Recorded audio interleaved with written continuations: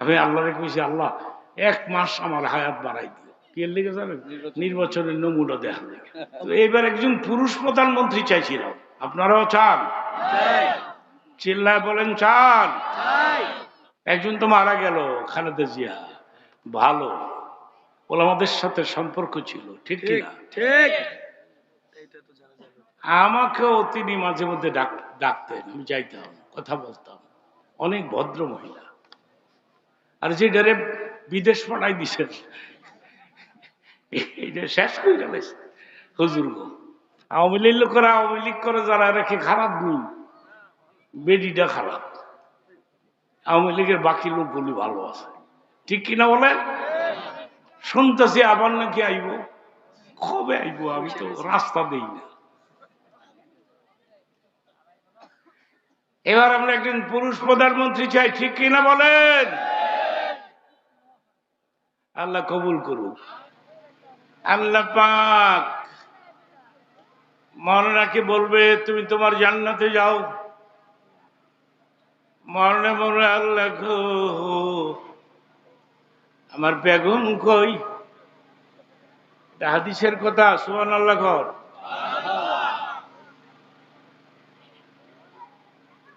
আল্লাহ বলবে তোর বউ অসুবিধাত পড়ছে, তুমি তোমার যাওয়া যাও। মরণে বলবে আল্লাহ গো এই বেগমের সঙ্গে 40, 50, 60 বছর জীবন কাটাইলাম, বেগম থুই আমি যাব না, যাব না। তখন আল্লাহ কি বলবে জানেন? আল্লাহ ডাক দিবেন, ও ফেরেশতারা হাসরের ময়দানে চক্কর মারো, মরণের বউরে খুঁজা খুঁজা বার করে দুজনকে একসাথে জান্নাত দিয়ে দাও। চিৎকার মেরে বলেন সুবহানাল্লাহ। আরেকজন থাকলো 10 নম্বরে, কাকে নিবে বেহেশতে? আপনি যদি একটা গরিব অসহায় এতিম ছাত্রকে টাকা পয়সা দিয়ে হাফেজ বানাইতে পারে, ওই ছেলে আসরের ময়দানে বলবে আল্লাহ গো যে বেটা আদর করে আমার খোরাকের টাকা দিত, লজিং মাস্টার, আমি তাকে সারা জান্নাতে যাব না, আপনাকেও সে জান্নাতে নিয়ে যাবে। চিল্লায় বলেন আল্লাহু আকবার। একজন হাফিজের বাপ হও, হাফিজের মা হও। দুটা মহিলা, দুইটা ছাত্রীও তো আজকে হাফিজ হয়ে মাদ্রাসা থেকে বিদায় নিয়ে গেল। আমাদের যুগে মহিলা মাদ্রাসা ছিল না, অনেক বছরের আগের কথা। এখন মহিলা মাদ্রাসার অভাব নাই, পুরুষের মাদ্রাসার অভাব নাই। দুনিয়ার কোন দেশে এত মাদ্রাসা নাই যত মাদ্রাসা বাংলাদেশে আছে, ঠিক কিনা বলেন? মাশাআল্লাহ বলে। একটা ছেলেকে হাফেজ বানাও, একটা মেয়েকে হাফেজা বানাও।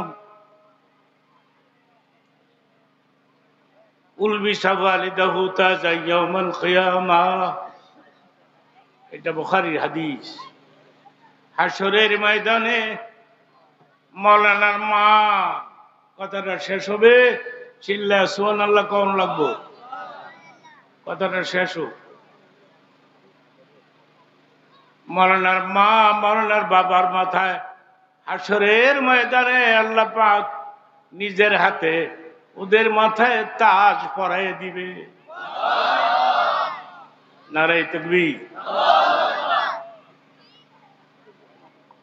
যুহু আহসান মিন যুই শামসি ফি বুয়ুতি দুনিয়া। এই কথাটা আরো বেশি কঠিন।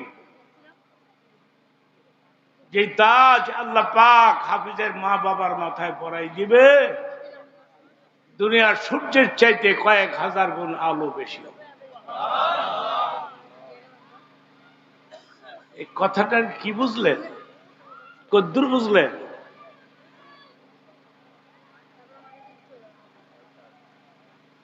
ছোট্ট একটা দৃষ্টান্ত দিয়ে আমার বক্তৃতা শেষ করব। একটা জরবুল মিসাল, একটা দৃষ্টান্ত দিব আপনাদের। এক লোক গ্রাম অঞ্চলে থাকে, আমার দিকে নজর করে থাকে। গ্রাম অঞ্চলে থাকে, জায়গা জমি বিক্রি করে পোলারে লেখাপড়া করেছে, বড় শিক্ষিত হয়েছে, ছেলেটা চাকরি পাইছে পোলায়। চাকরিটা কি? SP, superintendent of police. বাবা চিঠি দিচ্ছে, পোলারে আমার মন চায় আমি শহর দেখতাম। বাবা আমার কাছ থেকে 10টা টাকা নিয়ে লঞ্চে চইরা তুমি নারায়ণগঞ্জে নাইব। নারায়ণগঞ্জে গাড়ি আসবে, গাড়িতে চইরা কমলাপুর আমি ড্রাইভার পাঠাইলাম, গাড়ি পাঠাইলাম। একটা উদাহরণ দিচ্ছি, হাদিসের সঙ্গে পরে মিলাই দিব আমি।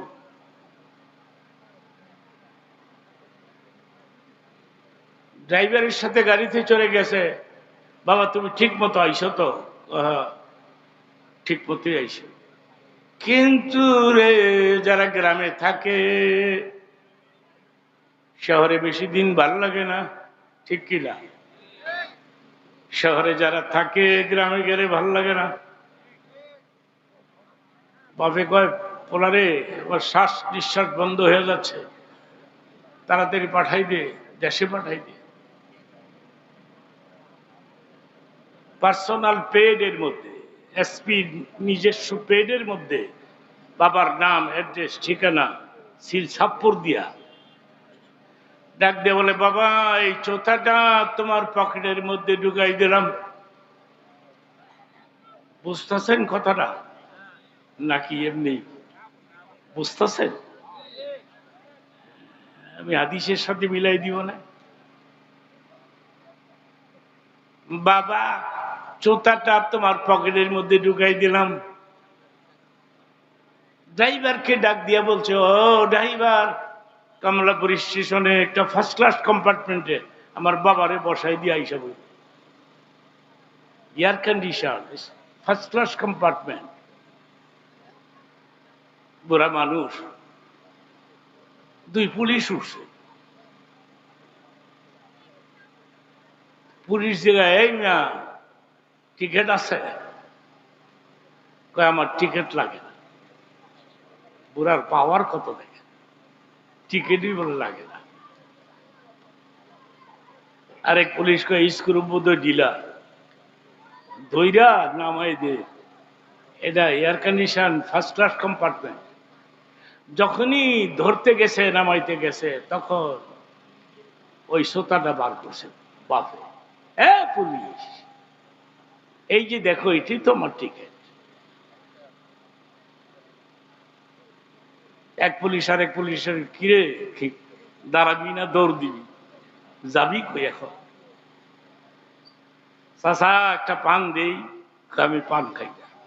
এক কাপ চা দেই, আমি খাই না। কমলাপুর থেকে 2 পুলিশ পাহারা দিতে দিতে রে নারায়ণগঞ্জে নিয়ে গেছে। লঞ্চের সারেংকে ডাক দিয়া বলে, এটা এসপির বাবা, গ্রাম সোজা নামাই দিও। এটা প্রশ্ন আসতে পারে, চোথা দেখা তো পুলিশ চিনছে এটা এসপির বাপ, কিন্তু আমি যে হাফিজের মা, আমি যে হাফিজের বাপ, ফেরেশতারা চিনবো কেমনে? চিৎকার মেরে বলেন সুবহানাল্লাহ। উলবিসা ওয়ালিদাহু তাজাই ইয়াউমাল কিয়ামাহ।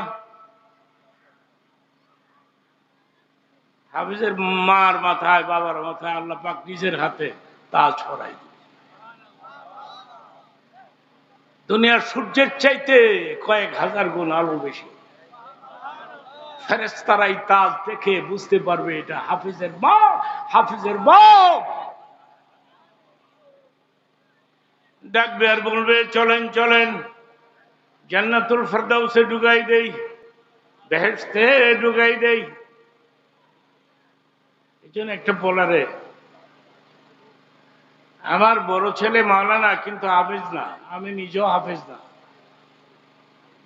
আমার বাবা আমারে হেফজখানার মধ্যে ঢুকাই দিছিল, 2-3 মাস পরে আমার মাথা নষ্ট হয়ে যায়, মুখস্থ হয় না। কিন্তু রে কয়দিন আগেও তো একটা প্রোগ্রামে একটা হাফেজ পিচ্ছি ছোট হাফেজ 9 মাসে হাফেজ হয়ে গেছে। চিল্লায় বলেন সুবহানাল্লাহ, নারায়ে তাকবীর, নারায়ে তাকবীর। 9 মাসে কেমনে হইল? ছোট্ট বাচ্চা। আমি নিজে নিজে মাথায় পাগড়ি বাঁধছি। আপনারা জানেন আমার ওয়াজের বয়স কত? 60 বছর। 60 বছর ধরে আমি কথা বলি। আমি আমার জীবনে কত ছাত্রদের মাথায় যে পাগড়ি বাঁধছি আমার জীবনে। আমি যেদিন মরে যাব ওই হাফিজরা শুনবে যুক্তিবাদী হুজুর মারা গেছে নাকি, তারা আমার জন্য দোয়া করবে, এরা আমাকে দোয়া করবে, আল্লাহ হুজুরকে জান্নাত দিয়ে দিই। এতগুলো মাদ্রাসার ছাত্রের মাথায় আমি পাগড়ি, আজকেও তো বাঁধলাম, ঠিক কিনা বলেন? আমি মরে গেলে এরা দোয়া করবে আমার জন্য। মৌলবীরা বলে বাদ পায় না, আমরা বোধহয় বাদ পাই না। বাদ পাই না, না খাই না, পোলাও খাই, মুরগার রাগ, রুই মাছের মাথা, একাত লম্বা কই মাছ, মোল্লা হইলে বলে বাদ পায় না। গুলশানে একবার আমি গেছিলাম। আপনারা জানেন, যারা যারা ওয়াজে বসে আছেন, রহমতের ফেরেশতারা আপনাদের মা বাবার কবরে গিয়া খবরটা জানাই দিছে। সুবহানাল্লাহ, জোরে কর। তোমার ছেলে ওয়াজ শুনতে আসছে, তোমার নাতিও আসছে। তখন মা বাপ কয়, ও ফেরেশতারা, আমার ছেলে ওয়াজ শুনতে আসছে, বসে আছে, এরা দোয়া করবো নি আমাদের জন্য? এই জন্য দোয়া না করে আমরা যেতে পারি না, ঠিক কিনা? দোয়া করেই যেতে হবে। গুলশানে গেলাম, যা শুনলাম গুলশানে হাফিজরা যে খাতমে তারাবি পড়ায়, এদের হাদিয়া কত জানেন? 1,80,000। একটা পিচ্ছি ছোট হাফেজ এটারে 50,000 টাকা দেয়, পিচ্ছি। আমি জিজ্ঞাইলাম, তুমি কি হাফেজ নাকি এমনি? কয়, তাইলে আপনি আমাকে প্রশ্ন করে, তো তোমার কাজ কি? আমি লোকমা দেই। এক্সপার্ট কত, চালু কত, পেছনে দাঁড়ায় লোকমা দেয়, একটু একটু ভুল হলেই করে ফেলে। বললাম, বাবা তুমি টাকা দিয়ে কি করবা? কয়, টাকা মায়েরে বাবারে দিয়া দিয়ে। কিন্তু রে প্রথম যার টাকা পড়াইল তার কণ্ঠ এত ভালো, আমার এই পাগল করে ভালাইছে। আমি বললাম, বাবা আল্লাহ পাক তোমাকে চমৎকার একটা কণ্ঠ দান করেছে, কোরআন তেলাওয়াত করে আমাকে পাগল বানাই দিলা। ওই হুজুর, আপনি তো আমাকে চিনেন না, আমি আপনাকে চিনি। কেমনি চিনো? আপনি আমাদের গ্রামে ওয়াজ করতে গিয়েছিলেন 20 বছর আগে। ওই দিন আমি পাগড়ি নিয়ে আপনি নিজের হাতে আমার মাথায় পাগড়ি বেঁধে দিয়েছিলেন আপনি। সেই দিন তো আমি তোমার তেলাওয়াত শুনি নাই, কিন্তু আল্লাহ পাক তোমাকে একটা চমৎকার কণ্ঠ দিছে। আমি যদি আমি একটা মসজিদ করেছি ধোলাইর পারে, এয়ার কন্ডিশন লাগাই দিয়েছি। আমি যদি আমার মসজিদে 1 বছরের জন্য তোমার নিয়ে যাই, হাদিয়া কত লাগবো? না হয় আমি ডবল দিয়া দিব না। কথাটা শোনেন, এমনি এমনি কই নাই। উত্তর দিচ্ছে, হুজুর আমার মন চায় আপনার পেছনে সার্ভিস দেই, কিন্তু গুলশানের লোকেরা যে ছাড়ে না, ছাড়ে না। আমি যদি বলি নট, আজকের থেকে আর থাকবো না, 10,000 টাকা বেতন বাড়ায় দেয়। আবার নোট করলে আবার 10,000 বাড়ায় দেয়। আমি বলি তাহলে তুই এক কাজ কর, তুই খালি নোট কইতে থাক। মৌলবীরা বলে বাদ পায় না। কেন কইছে বাদ পায় না? আরেকটা ছোট্ট কথা বলে শেষ করো। ময়মনসিংহ ভাটি এলাকায় আমার ওয়াজ আছে। ময়মনসিংহ এবারও ময়মনসিংহ আমি কয়েকটা প্রোগ্রাম করলাম, কিন্তু ওইটা ছিল ভাটি এলাকায়, গ্রামের মানুষ। 20 বছর আগের কথা। মৌলানা যুক্তিবাদীর নামে তো তখন হাজার হাজার লোক হইতো, ঠিক কিনা বলে? আজকে অনেক কম হইল। কিন্তু আমার এক একটা প্রোগ্রামে হাজার হাজার লোক হয়। নির্বাচনের ঝামেলায় অনেকে আসে নাই। এই মিছিল মিছিল করব না ওয়াজ হইল। আজকেও তো খাম, আমি তো ভাবছিলাম আরো কম হবে। আপনি নিজেই তো বলবেন, মাহফিলে গেছেন না? আজকে দেখেন, নারে তাকবীর, চিল্লায় বলেন নারে তাকবীর। আবার মহিলারও আছে চারদিকে। মহিলাদের ওয়াজ করার সময় পাবো না আমি। আমার নাম শুনলে মহিলা বেশি আসে। কেন জানেন? ওই যে মহিলাদের পক্ষে আমি ওয়াজ করি। জামাই জামাইরে কই বউ পিটাইও না, বউ পিটাইও না। বউ পিটানো জায়েজ নাই, একসাথে বলেন কি নাই? মহিলারা খুশি হয়েছে, এই বক্তারে দাওয়াত দেয় না। বউ পিটাও না, বউরে বেশি বেশি করে আদর কইল। বউ পিটানোর লেগে আলাদা লাঠি বানাইছে সেগুন কাঠ দিয়া, বানাইয়া ঘরের ভিতরে ওয়ালে ঝুলাই থুয়া বউরে কয়টা তল লেগে বানাইছি, সকালে বিকালে 2 বার জিয়ারত করিস। এগুলি কইল না। প্রমাণ করতে পারবা রাসূল জীবনে কোন স্ত্রীকে থাপ্পড় দিয়েছে? জোরে বলতে পারো না? নবী জীবনে আমি লিখছি 12টা আমার হাতের কিতাব, বাইতুল মুকাররমে গেলে পাবেন। 12টা বাংলা কিতাব আমি লিখেছি, এখন লিখি না, বয়স হয়ে গেছে, ব্রেনে ধরে না। আসওয়াজুন নবী, 72 নবী একটা কিতাব আছে আমার লেখা, আসওয়াজুন নবী 72 নবী, সমস্ত নবী স্ত্রীদের জীবনী লিখেছি। জীবনও কোন স্ত্রীকে একদিন, শুধু হযরত আয়েশাকে একদিন, হযরত আয়েশাকে একটা ধমক দিয়েছেন এইভাবে, আয়েশা খামোশ, খামোশ, একটু শব্দ উচ্চারণ করবে না। কেন এই ধমকটা দিল? আধা মিনিটে বলে ফেলি, 1 মিনিট না হয়ে লাগবে। মসজিদে নববীর ভেতরে মদিনাতে মিম্বারের পাশে দাঁড়ায়া মুনাজাতের মধ্যে আল্লাহর নবী কাঁদে আর কয়, আল্লাহ গো,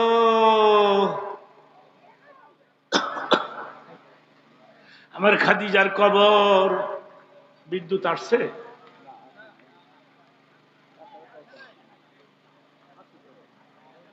কি ফোন দিলেন? হ্যাঁ,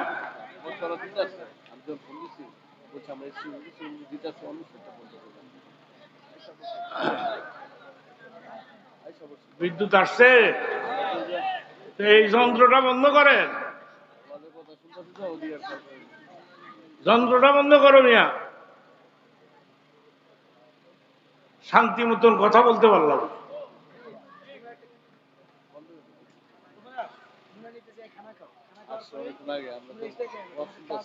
হ্যাঁ, আলহামদুলিল্লাহ কর, চিল্লায় কর।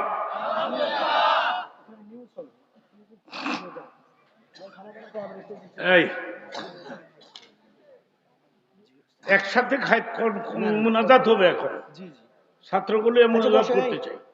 তোমাদেরকে নিয়ে একটু হাফেজ, নতুন হাফেজ, তোমাদের একটু মুনাজাত করতে চাই। 10 মিনিট পরে খাইও।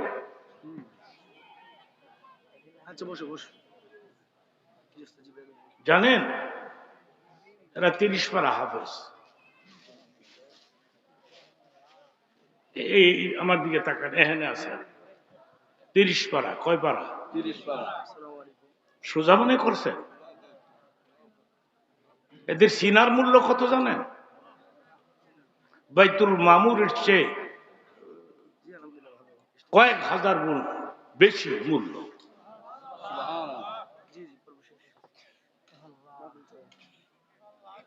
30 পারা হাফেজ, আপনি কি মনে করলেন?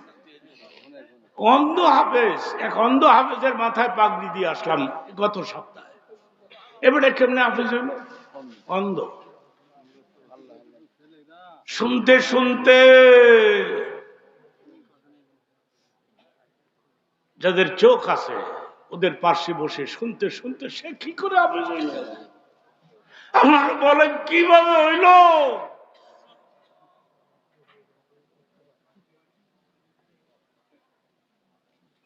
لا تحرك به لسانك لتعجل به। হযরত জিবরীল যখন কোরআন তেলাওয়াত করতেছে, রাসূল আরবি কোরআন কণ্ঠস্থ করার জন্য জিহ্বা ঘন ঘন করে নাড়াচ্ছে, জিহ্বা ঘন ঘন করে নাড়াচ্ছে। তখন আল্লাহ বললেন, নবী জিবরীলের সঙ্গে আপনাকে কোরআন তেলাওয়াত করতে হবে না। لا تحرك به لسانك لتعجل به إن علينا جمعه وقرآنه। জিবরীল তেলাওয়াত করুন, আপনি শুনতে থাকেন। হাফেজ হাফেজ হাফেজদের মতো জিবরাইল তেলাওয়াত করুন, আপনি শোনেন। ইন্না আলাইনা জামাহু ওয়া কুরআনা, গোটা কোরআনটা আমি নিজের হাতে আপনার সিনার মধ্যে গাঁথিয়ে দিই। নারে তাকবীর, নারে তাকবীর। এটা বলে হাফেজ বানায়, মাওলানা বানায়।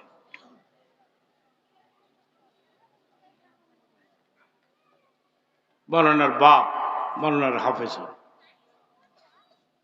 এত বড় মাদ্রাসা, এতগুলো ছাত্র পাগড়ি দিয়ে দিলাম আজকে।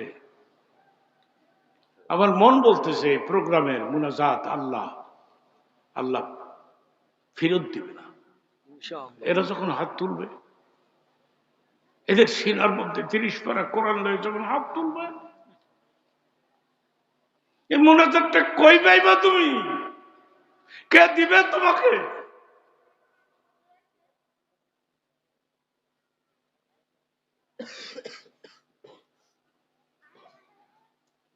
আমার ছেলেকে আমি বলেছি, তুমি আমার জানাজা পড়াই।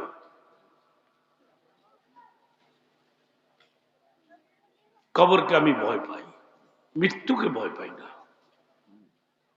কবরকে সিরিয়াসলি ভয় পাই। মন কি 3টি প্রশ্ন করবে। কয়টি? বাংলাতে, ইংরেজিতে, আরবিতে? আরবি যে জানেন না। আল্লাহ বলেন আমি নিজে শিখাই দিব আমার বান্দা বান্দিকে। প্রথম প্রশ্ন করা হবে মার রব্বুকা, তোমার রবকে। চিল্লায় বলেন রবকে। একসাথে বলেন আল্লাহ। উত্তর হয়ে গেল। আমা দীনুকা, তোমার দিন কি? হয়ে গেল তো ইসলাম। আরেকটা কি? আমার নবীকা, তোমার নবী কে? এই 3টি প্রশ্নের উত্তর মুনকির নকিরের কবরের মধ্যে যে কোনো মুসলিম জনরা দিতে পারবে। সঙ্গে সঙ্গে আল্লাহ বলবে, ফেরেশতারা রে